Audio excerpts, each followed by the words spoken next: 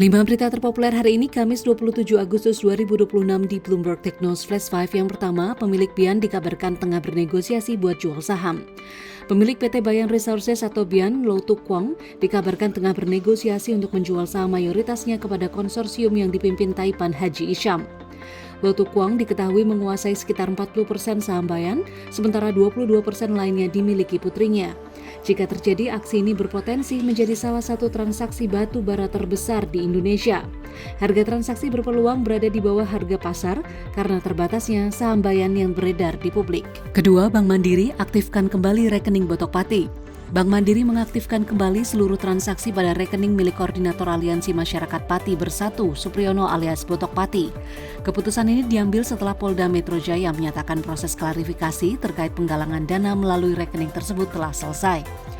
Sebelumnya, polisi meminta Bank Mandiri menunda transaksi pada rekening Botok setelah menerima laporan masyarakat terkait aktivitas penggalangan dana. Polda Metro Jaya menyebut langkah tersebut dilakukan untuk memastikan aktivitas penggalangan dana sesuai aturan. Ketiga, saham batubara tertekan usai DSI umumkan bakal ambil untung. Saham sejumlah emiten batubara tertekan pada perdagangan Rabu 26 Agustus 2026 setelah Danantara Sumber Daya Indonesia atau DSI menyatakan akan mengambil margin yang wajar dari layanan ekspor komoditas strategis.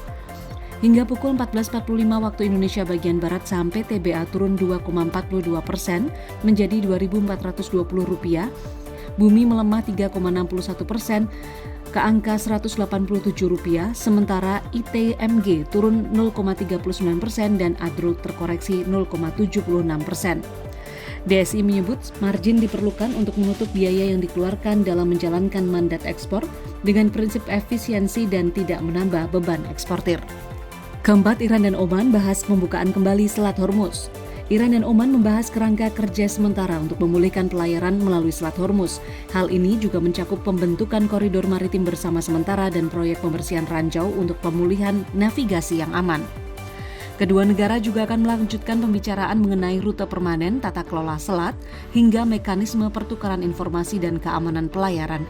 Iran dan Oman menargetkan pembahasan terkait rute permanen baru dilakukan 30 hingga 60 hari. Kelima, tarif rata-rata parkir di Jakarta usai gaduh Rp60.000 per jam.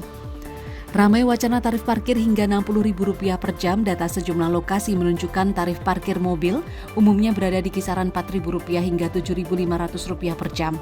Sementara sepeda motor sekitar Rp2.000 per jam.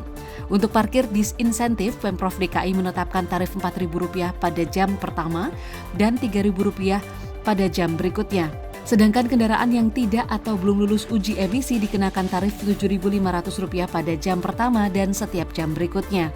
Jadi angka Rp60.000 per jam yang viral bukan tarif rata-rata parkir Jakarta saat ini. Itu dia 5 berita terpopuler pilihan Bloomberg Technos hari ini. Ikuti terus update selanjutnya di www.bloombergtechnos.com.